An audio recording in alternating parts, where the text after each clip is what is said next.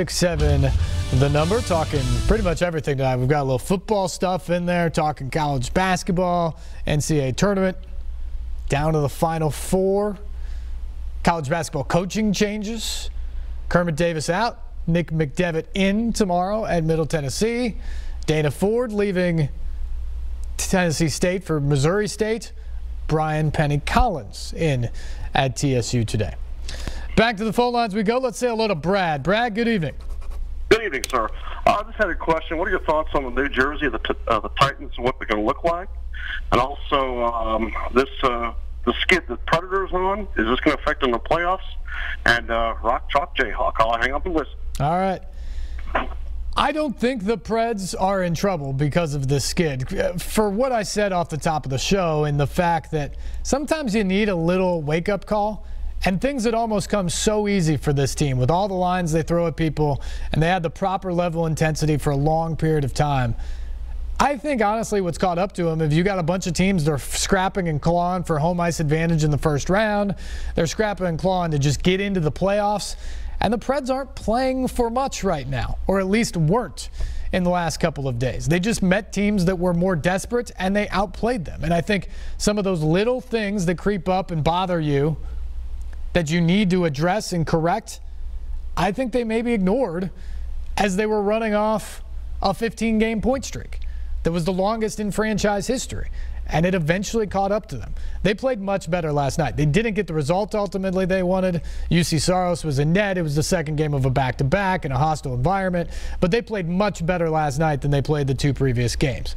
So I think this has their attention. Now they're back at home this week. They understand what's in front of them. And it is important then to win the first ever Central Division title for this franchise. And more importantly, get home ice advantage throughout the Western Conference playoffs. Maybe the entire NHL playoffs if possible. So I think it'll get their attention here. They just have so many weapons.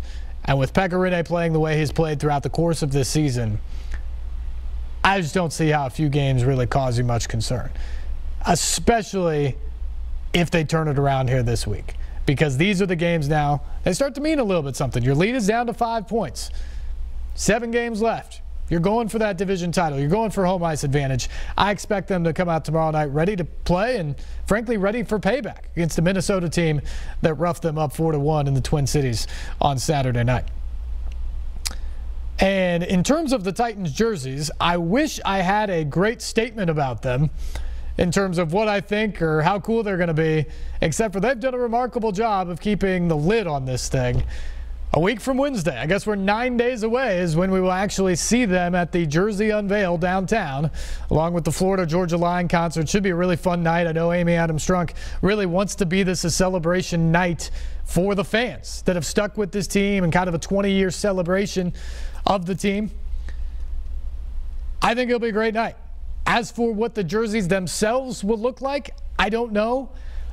My guess is that they're not going to be a huge departure from what you've seen. I've heard some rumors out there that talked about like a lot of gray and a lot of red in the new uniforms. I don't think that's going to be the case. I don't think they're going to look like the Ohio State Buckeyes by the time this is over. I have seen a red swoosh in some of the teasers they've sent out there. So I do think red is maybe a little bit more of an accent color to what is going on with these uniforms than what we've seen in the past. I think gray might be a little bit more of a color that they use than what we've seen in the past. But from what I've been able to gather, there's still a lot of navy.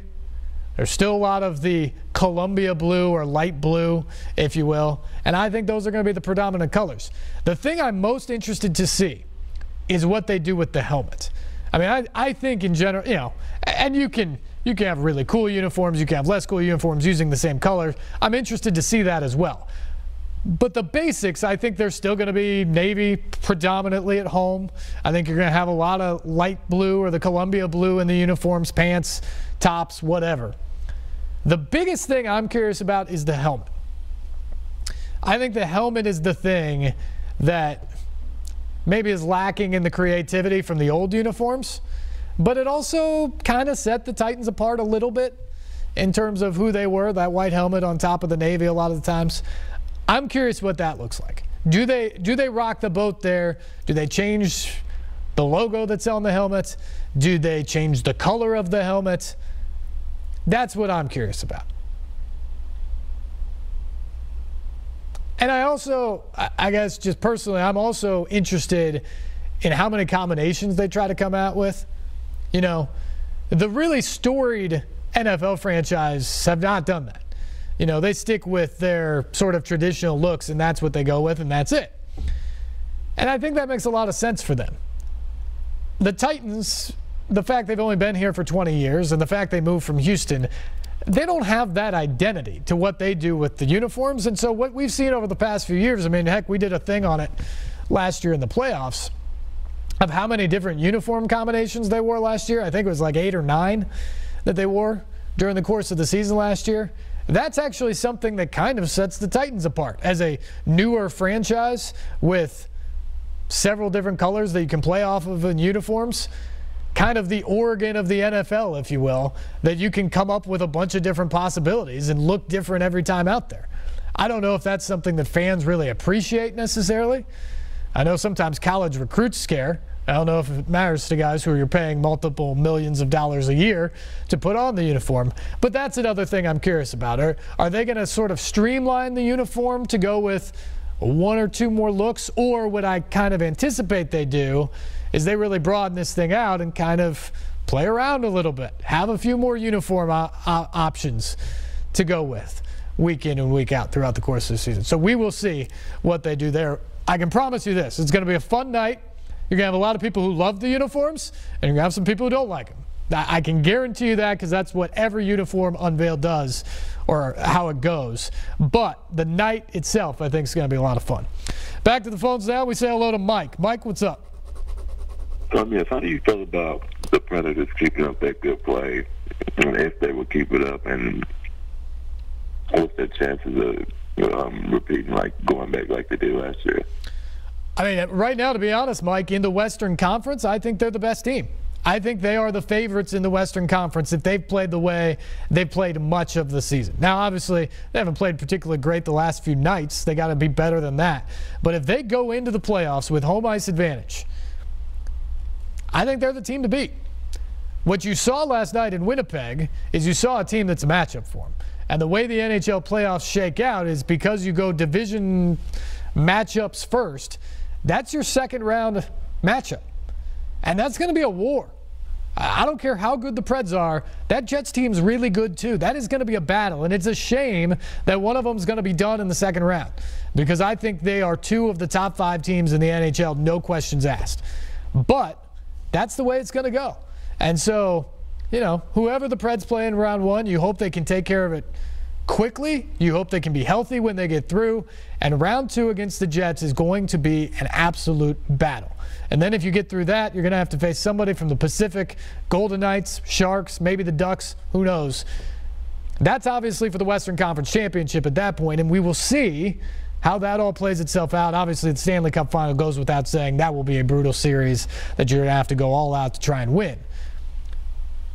But I give the Preds a great shot. If they play the way they've done throughout the course of the year, they have the best goaltender in the league. Pekka Rinne is going to win the Vezina Trophy. They have the best defensive core in the league, at least in their top 2 pairings. And those guys are healthy right now. And they have 4 lines that they can bring at you and guys that are being healthy scratches right now that they can bring into the lineup to help as well. They are deep, they are talented, and to me, they are the best team in the league. The Stanley Cup, though, is the hardest trophy to win in all of sports. It is such a battle to go through, to stay healthy, and to win 16 games over 2 months. So just being the best team by itself does not guarantee you that you're going to be able to go on and win. But it's certainly where you want to start from, and that is where the Predators appear to be starting from. Gotta take another break. We'll be back after this.